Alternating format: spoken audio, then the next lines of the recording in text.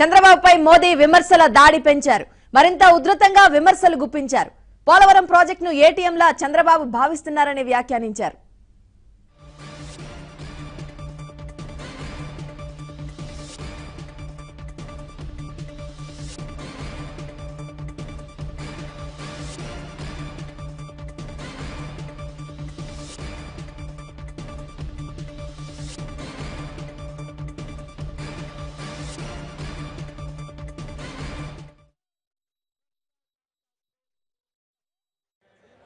कि पोलावरम प्रोजेक्ट को ये टीडीपी सरकार पूरा ही नहीं करना चाहती। एक तरफ वो केंद्र के भेजे पैसे सही जगह खर्च नहीं कर रही, दूसरी तरफ इस प्रोजेक्ट को लटका रही है। उसकी कोशिश यही है कि किसी भी तरह प्रोजेक्ट की कुल कीमत बढ़ती जाए और ये पोलावरम प्रोजेक्ट किसानों के लिए जिंदगी और मृत्यु का विषय है, खेत के लिए पानी का विषय है, माताओं बहनों के लिए पीने के पानी का विषय है। लेकिन ये यूटन बाबू के लिए, ये टीडीपी के लिए ये पोलावरम प्रोजेक्ट एटीएम है, एटीएम उसमें से निकालो और भ्रष्टाचार का खेल खेलते रहो, यही उनका काम है। తన వ్యాపార సంస్థ హెరిటేజ్ కోసం మాత్రమే చంద్రబాబు పనిచేస్తున్నారని మోదీ విమర్శించారు. అంతేకాదు బాహుబలి సినిమాలోని బల్లాల దేవతో చంద్రబాబును మోదీ పోల్చారు. 45 నిమిషాల ప్రసంగంలో ఎక్కడా వైసీపీ జోలికి మోదీ వెళ్లలేదు. बीजेपी का लक्ष्य आंध्र के हेरिटेज को बचाने का है, जो यूटन बाबू की वजह से इस समय में खतरे में पड़ी हुई है।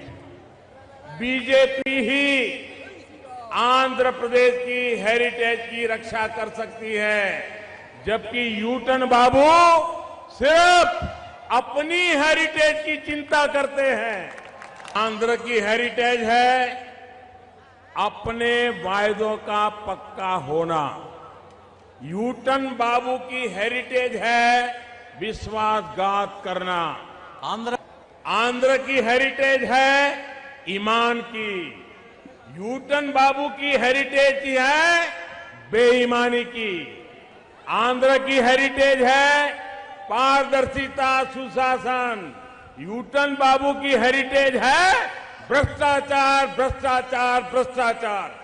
आंध्र की हेरिटेज है नेक दिल होना, यूटन बाबू की हेरिटेज है दिल के अंदर चोर होना। आंध्र की हेरिटेज है देश को आगे रखना, इंडिया फर्स्ट। यूटन बाबू की हेरिटेज है अपने परिवार को आगे रखना, फैमिली फर्स्ट। यूटन बाबू की स्थिति बाहुबली फिल्म के बल्लाल देव जैसी हो गई है। वो निरंतर कोशिश कर रहे हैं कि धर्म हो या अधर्म, बस कैसे भी सत्ता उनके परिवार के पास बनी रहे, उसी के लिए नए नए खेल खेल रहे हैं। రాజమహేంద్రవరంలో ప్రధాని మోదీ ఎన్నికల సభలో చంద్రబాబుపై వ్యాఖ్యలను మనం గమనిస్తూ ఉన్నాం. సో బీజేపీ గెలుపును ఏపీ కోరుకుంటోందంటూ మోదీ అన్నారు. ముఖ్యంగా చంద్రబాబును అయితే తీవ్ర స్థాయిలో విమర్శించే ప్రయత్నం చేశారు నరేంద్ర మోదీ. హెరిటేజ్, ఆంధ్రప్రదేశ్ హెరిటేజ్ ని బీజేపీ కాపాడుతోందని, కానీ చంద్రబాబు మాత్రం తన సంస్థ హెరిటేజ్ కోసం పనిచేస్తున్నారని పోలవరం ప్రాజెక్టుపై కూడా తీవ్రమైన విమర్శలు చేశారు. సో ఈ అంశాలపై స్పందించడానికి గోరంట్ల బుచ్చయ్య చౌదరి గారు మనకు అందుబాటులో ఉన్నారు, టీడీపీ సీనియర్ నాయకులు. బుచ్చయ్య చౌదరి గారు నమస్తే అండి. నమస్తే అమ్మా. నమస్తే. సో మోదీ వ్యాఖ్యలను చూశారు, ప్రధానంగా పోలవరం ప్రాజెక్ట్ ని టీడీపీ ఏటీఎం లా వాడుకుంటోందంటూ వ్యాఖ్యానించారు. ఏం చెప్తారు? మోడీ అంత పచ్చి అబద్దాల కోరు ప్రధానమంత్రిని ఏనాడు చూడలే ఈ దేశం. పోలవరం ప్రాజెక్ట్ కి వచ్చేటప్పటికి 52,000 కోట్ల రూపాయలు ఖరీదయ్యి ఆ ప్రాజెక్ట్ కి 7,000 కోట్ల రూపాయలు ఇచ్చాము, ప్రాజెక్ట్ ఇంకా నిర్మాణం చేయలేదు, అవినీతి అని చెప్పే పెద్ద మనిషి ఆ కేంద్ర సంస్థలు ఏం చెప్తున్నాయి? ఎందుకు అవార్డులు ఇచ్చారు, రివార్డులు ఎందుకు ఇచ్చారు? అక్కడ తప్పు జరిగితే రివార్డులు ఎందుకు ఇచ్చారు? అలాగే 5,000 కోట్ల రూపాయలు ఇంకా బాకీ పడ్డారు. మీరిచ్చే 7,000 కోట్ల రూపాయలతో ఎప్పటికి పూర్తి కావాలి? ఇవాళ 70% ప్రాజెక్టు పూర్తయింది. సోమవారం ముఖ్యమంత్రి గారు దాని మీద తనిఖీ చేస్తున్నారు. వేలాది మంది తరలి వెళ్లి పోలవరం ప్రాజెక్టు తెలుగు జాతి చూసి వచ్చింది. తమ కళ్ళ పంట నెరవేరుతున్న భావనలో ఉంటే ప్రధానమంత్రి గారు అబద్ధాలు చెబుతున్నారు. అక్కడ ఏమీ లేదు, దానిలో దోపిడీ జరుగుతుందని చెబుతున్నారు. దోపిడీ జరిగితే ఎన్నాళ్ళు ఏం చేశారు మీరు? దాని మీద మేము ఒకటే చెబుతున్నాం, ఈ రాష్ట్రానికి తీవ్ర అన్యాయం చేశారు మోడీ గారు. రాజధాని కట్టించేస్తానన్నారు. ఢిల్లీ కంటే మంచి రాజధాని కడతామని తిరుపతి వెంకన్న సాక్షిగా చెప్పి ఏం చేశారు? నిధులు ఇచ్చారా మీరు? 1,500 కోట్ల రూపాయలు ఇచ్చి ఇవాళ 58,000 కోట్ల రూపాయల ఖర్చుతో రాజధాని నిర్మాణం జరుగుతూ ఉంటే మీరు ఇచ్చిన 15 కోట్లతో అవుతుందా? సంస్థలు ఇచ్చారు. సంస్థల పేరుకే గానీ మీరు ఇచ్చిందంతా 852 కోట్లు మాత్రమే మీరు కేటాయింపు చేశారు. మరి ఇవాళ 12,000 కోట్ల రూపాయల విలువైన భూములు ఇవ్వటం కానీ ఇన్ఫ్రాస్ట్రక్చర్ కానీ రాష్ట్ర ప్రభుత్వం చేస్తే ఆ సంస్థలు మీకు ఎన్ని నెలల్లో పూర్తి చేయాలని మీ ఆలోచన? అంటే 10 ఏళ్లు 20 సంవత్సరాలు మీరు ఇస్తా ఉంటే తెలుగు జాతి బిడ్డలు ఏమై చదువుకోవాలి? ఏ విధంగా సంస్థలు పూర్తి కావాలి? ఇవన్నీ అబద్ధాలు కాదని అడుగుతున్నాం. మేమేదో డబ్బు ఇచ్చామంటున్నారు. ఎవరు డబ్బు సొమ్మని ఇచ్చావయ్యా నువ్వు? తెలుగు జాతి కట్టడం లేదా పన్ను? మేము కడుతున్న పన్నులో నుంచి కేవలం 42% మాత్రమే ఇస్తా ఉన్నారు. ఆ 42%లో కూడా అనేక సంస్థలకి కోత విధించారు. కేంద్ర ప్రభుత్వ పథకాలన్నీ రాష్ట్రాల మీద రుద్దుతా ఉన్నారు. ఫలితంగా రాష్ట్రాల మీద భారం పడుతుంది. ఉదాహరణకి ఇవాళ పెన్షన్లు ఉన్నాయి. వాళ్ళు ఇచ్చేది రాష్ట్రానికి 252 కోట్లు మాత్రమే రాష్ట్రానికి ఇస్తే రాష్ట్ర ప్రభుత్వం 11 రకాల పెన్షన్లకి 13,000 కోట్ల రూపాయలు ఈ రోజు ఖర్చు పెడతా ఉంది. ఎక్కడ భారతదేశంలో ఎక్కడ లేదు. మరి ఇది ఎవరి పెన్షన్, ఎవరి పథకం ఇది? అలాగే చంద్రన్న బీమా, ఇది తెలుగు జాతి పెట్టుకున్న తర్వాత మేము కూడా వాటా ఇస్తాము అని చెప్పి మీరు అన్నారు. ఎందుకంటే ఇది సక్రమంగా జరుగుతున్న ప్రాజెక్టు. మరి ఇతర రాష్ట్రాలు ఎందుకు చేయటం లేదు? ఎందుకు అమలు కావటం లేదు? అనేక రాష్ట్ర ప్రభుత్వాల మీద స్టిక్కర్ బాబు అంటాడా? బుద్ధున్న ప్రధానమంత్రి ఈ విధంగా మాట్లాడవచ్చా? స్టిక్కర్ బాబు అని లేకపోతే యూటర్న్ బాబు అని. యూటర్న్ తీసుకుంది మోడీ ప్రభుత్వం. మోడీ ప్రభుత్వం యూటర్న్ తీసుకొని హోదా ఇస్తామన్నారు. హోదా లేదన్నారు. మళ్ళా ప్యాకేజీ ఇస్తామన్నారు. ప్యాకేజీ కూడా ఎన్నో అడ్డంకులు సృష్టించడం కోసం ప్రయత్నం చేశారు. మళ్ళా ఆ విధంగా మీరు అన్యాయం చేసి ఆంధ్రప్రదేశ్ కి ఏమి చేయకుండా ఇవాళ నేను ఒకటే అడుగుతున్నా, మోడీ గారు మీరు ఆంధ్రప్రదేశ్ లో పోటీ చేయండి, ఎక్కడైనా మీకు బలమైన ప్రదేశంలో పోటీ చేయండి. డిపాజిట్ వస్తే మేమందరూ రాజకీయాల నుంచి మానేస్తాం. డిపాజిట్ తెచ్చుకో. ఎందుకు ఈ విధంగా తెలుగు జాతి మీద నీ ప్రతాపం చూపిస్తా ఉన్నావు? ఈడీని అనేక డిపార్ట్మెంట్లని దుర్వినియోగం చేసుకొని ఇవాళ భయభ్రాంతికి గురి చేస్తా ఉన్నావు. నీ ఆటలు సాగువని మాత్రం మేము హెచ్చరిక చేస్తా ఉన్నాం. రైట్. బుచ్చయ్య చౌదరి గారు, ఇక వైసీపీకి సంబంధించిన ప్రస్తావన ఎక్కడా తీసుకుని రాలేదని కూడా పదే పదే చెప్తూ ఉన్నారు. కియా మోటార్స్ సంబంధించి నిన్న జగన్మోహన్ రెడ్డి మాట్లాడడం, ఈ రోజు వైసీపీ కూడా ప్రధాన పార్టీగా పోటీ చేస్తున్న సందర్భంలో ఎక్కడ వైసీపీని కూడా నిందించే ప్రయత్నం చేయలేదు. దీన్ని ఎలా చూడాలి?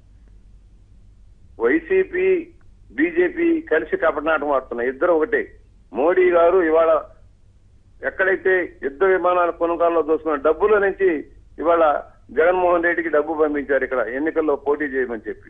అలాంటి ప్రధానమంత్రి వైఎస్ఆర్ పార్టీని కాపాడుతున్నవాడు ఇవాళ 40,000 కోట్ల రూపాయలు ఈడీ జప్తు చేసి కేసులు పెడితే బెయిల్ ఇచ్చి బయట హాయిగా ఆడుకోమని చెప్తా ఉన్నారు ఈ ప్రభుత్వం. ఇవాళ ఆయనే చెప్తే ఇద్దరు ఒకటే తోడు దొంగలు కదా. ఆయన మేము అడుగుతూ ఉన్నాం, కియా మోటార్ల కంపెనీ మీరేది ప్రధానమంత్రి ఎక్కడిచ్చారు? ముఖ్యమంత్రి గారు, ఈ రాష్ట్ర ముఖ్యమంత్రి చంద్రబాబు నాయుడు గారు అనేక దేశాలు వెళ్లి రాష్ట్రాలకు వెళ్ళి ఒప్పించారు. ప్రతిదీ కూడా ఆఖరికి జపాన్ రుణం కూడా గుజరాత్ కు తరలించారు, మర్చిపోబకండి. ఏ సహకారం అందించారని? ఇవాళ ఇన్ఫ్రాస్ట్రక్చర్ చేసి అంద్రీనేవా ద్వారా నీరు తీసుకువెళ్లి అక్కడ నీరు భూమి ఇచ్చి బెంగళూరు దగ్గరగా ఉంది, ఎయిర్పోర్ట్ దగ్గరగా ఉంది, ఇక్కడ కూడా లోకల్ కూడా ఎయిర్పోర్ట్లు అందుబాటులో తెస్తామని చెప్పి అక్కడ అన్ని భూములు కూడా కేటాయింపు చేసిన వల్ల పరిశ్రమలు వస్తున్నాయి. మోడీ గారు గుజరాత్ తీసుకుని ఒత్తిడేశారు. ఈయనేమో ఆయన కొత్తాసు పలుకుతున్నారు, ఆయనేమో ఈయన కొత్తాసు పలుకుతున్నారు. దొంగలు ఒకటే గనక ఒక దొంగని కాపాడుతున్న వ్యక్తి ప్రధానమంత్రి ఇవాళ ఆంధ్రప్రదేశ్ కి అన్యాయం చేసిన వాళ్ళు ఇద్దరు కలిపి చేయి గడుపుతా ఉన్నారు. ఇది ప్రజలు గమనిస్తా ఉన్నారు. అందుకనే ఈ మధ్యలో కేసీఆర్ ని కలుపుకున్నారు, మర్చిపోబకండి. కేసీఆర్ ని కలిపి వైయా కేసీఆర్ జగన్మోహన్ రెడ్డికి డైరెక్ట్ గా పెట్టినట్టు కాకుండా కేసీఆర్ ద్వారా మిత్రత్వం చెప్పి ఈ రాష్ట్రానికి అన్యాయం చేస్తున్న ప్రధానమంత్రికి తగిన గుణపాఠం చెబుతాం. ఎక్కడైనా ఒక్క సీటు గెలిచే పరిస్థితి లేదు, ఎక్కడా డిపాజిట్ వచ్చే పరిస్థితి లేదు. వీళ్ళ కలిసి ఆడుతున్న నాటకాన్ని సీమాంధ్ర ప్రజలు తీవ్రంగా వ్యతిరేకిస్తున్నారని మాత్రం తెలియజేస్తా ఉన్నాను. బుజ్జి చౌదరి గారు, ప్రధానంగా కియా కోసం 2 రోజుల నుంచి రాష్ట్రంలో చర్చ జరుగుతున్న నేపథ్యంలో సో వైసీపీ చెప్తున్నట్టుగా నరేంద్ర మోదీ తీసుకొస్తే ఈ రోజు దానికోసం చర్చ జరుగుతున్న నేపథ్యంలో నరేంద్ర మోదీ ప్రస్తావిస్తారని అందరూ అనుకున్నారు. కానీ ఎందుకు ప్రస్తావించలేదు అనుకుంటున్నారు? ఇప్పుడు ఆయన ఇదొక్కరికి వెనకబడ్డ రాయలసీమలో పరిశ్రమలు వస్తా ఉన్నాయి. కడుపు మంటగా ఉంది జగన్మోహన్ రెడ్డికి. పోలవరం ప్రాజెక్టు అడ్డుకోవడం కోసం కేసులు వేయిస్తారు, ఇతర రాష్ట్రాలతో చేయగలుగుతారు. రాజధాని నిర్మాణం కాకుండా చేయగలుగుతారు, కేసులు వేయిస్తారు. అలాగే కేంద్రానికి నిధులు రాకుండా అవినీతి అక్రమాలు చెప్తున్నారు.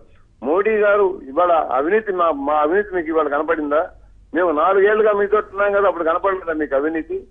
మీరు మాకు సహకారం అందించగా ఈ రాష్ట్రానికి అన్యాయం చేస్తున్నారు కనుక, పరిశ్రమలకు ఇవ్వాల్సిన రాయితీలు ఇవ్వటం లేదు కనుక మేము వ్యతిరేకిస్తా ఉన్నాం. రైల్వే జోన్ అన్నారు. రైల్వే జోన్ లో మరి ఎందుకని వాల్తేరు డివిజన్ రద్దు చేశారు? వాల్తేరు ఏదైతే ఆదాయం వచ్చే హెడ్ తీసేసి మండి ఇచ్చారు మాకు. ఇవాళ ఇన్నాళ్ళు ఎందుకు పట్టింది? 4.5 ఏళ్లుగా మేము అడుగుతా ఉన్నాం. రైల్వే కోసం పోరాటం చేస్తుంటే ఇన్నాళ్ళకి ఏదో ఎన్నికలు వస్తున్నాయి కనుక మీరు రాష్ట్రంలో తిరిగే అవకాశం రాదు కనుక మీరు ఆఖరణ ప్రకటన చేశారు. అలాగే ఇవాళ కడప ఉక్కు ఫ్యాక్టరీకి మీరు ఏం చేశారు? ఎందుకని ఇవ్వలేదు? ఇవాళ మేము కట్టుకుంటామంటే దానికి అడ్డుపడతామని చూస్తా ఉన్నారు. మేము సొంతంగా కట్టుకుంటామంటే. Thank you sir. Thank you Buchaiah Chowdary గారు. జమ్మలమడుగు సభలో